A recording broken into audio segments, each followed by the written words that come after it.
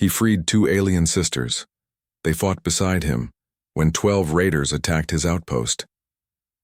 Marcus Chen had always believed that kindness was humanity's greatest strength, even on the lawless frontier worlds where mercy was often seen as weakness. The remote research outpost on Kepler 442b had been his sanctuary for 3 years, a place where he could study xenobiology in peace, far from the corporate wars that plagued the inner systems. That peace shattered the morning he found the cage. Hidden behind a cluster of crystalline formations, the energy prison hummed with malevolent power. Inside, 2 figures huddled together, aliens unlike any he'd encountered in his xenobiology studies. They were humanoid but distinctly otherworldly, with iridescent skin that shifted from deep purple to silver, and 4 arms, each ending in delicate, articulated fingers. Most striking were their eyes, large, luminous orbs that held an intelligence that seemed ancient and profound. The taller one looked up as Marcus approached, her gaze wary but not hostile. She spoke in a melodious language that his universal translator struggled to process. "Please," it finally rendered, the mechanical voice unable to capture the desperation in her tone. "We mean no harm." Marcus studied the crude cage, clearly the work of slavers or worse. Without hesitation, he began working on the lock mechanism.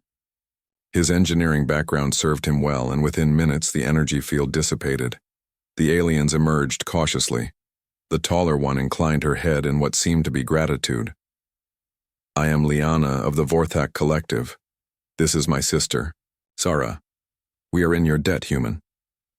"Marcus," he replied simply, "and you don't owe me anything. No one deserves to be caged." Over the following days, Marcus learned their story. The sisters were explorers from a peaceful civilization, captured by Krek's raiders while investigating ancient ruins on a nearby moon.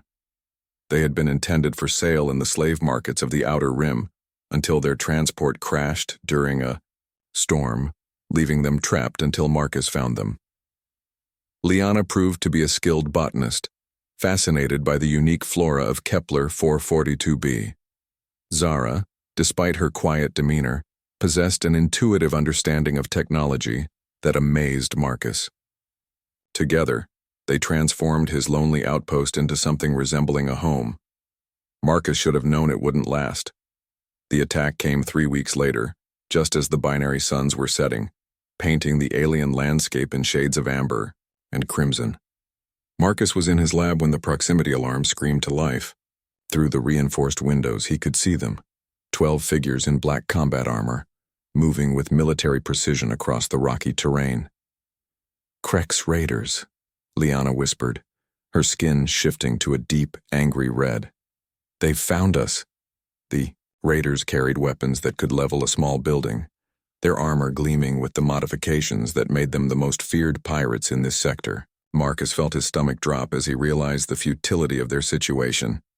His outpost had basic defensive systems, but nothing that could stand against a full raider squad. "There's an emergency bunker," he said, his voice steadier than he felt. "You two can—" "No." Zara's voice was quiet but firm. It was the first word she'd spoken directly to him. "You freed us. We stand with you." Before Marcus could protest, the sisters were moving with purpose that suggested this wasn't their first battle. Liana's 4 arms worked independently, activating systems Marcus didn't even know existed in his own outpost. Zara's hands danced across a portable device she'd been working on, something that now hummed with barely contained energy.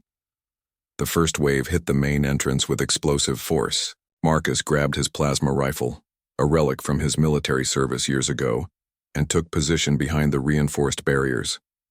The raiders came through the breach like a tide of violence, their weapons lighting up the darkening outpost. That's when Marcus learned what humanity had earned among the stars. Liana moved like liquid death, her 4 arms wielding captured raider weapons with impossible coordination.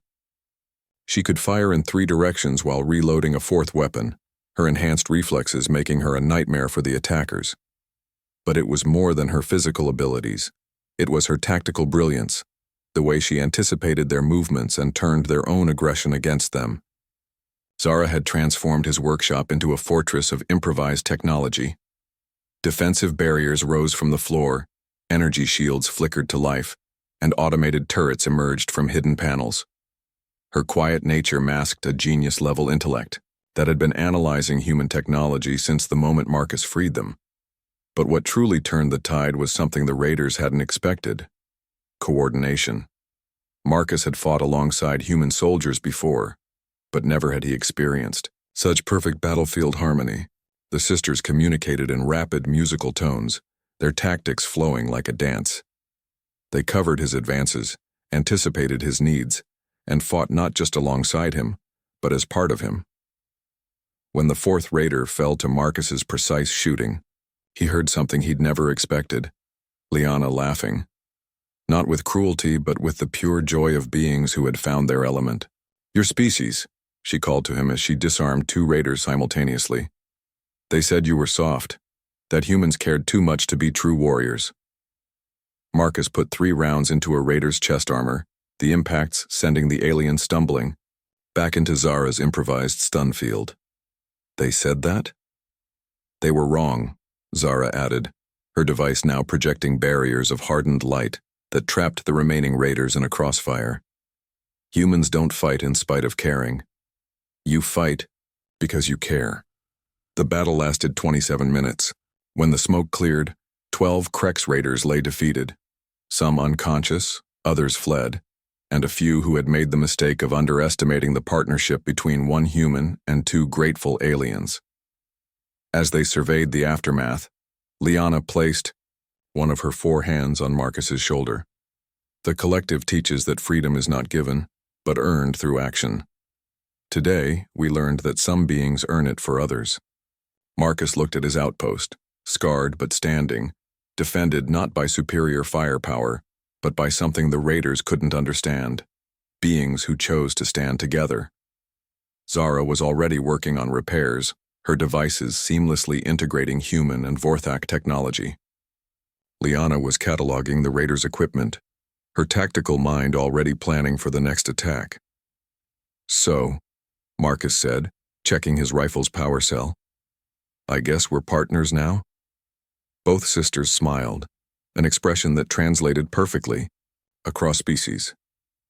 "Partners," Liana agreed. "And the galaxy just became a much more dangerous place for those who trade in chains."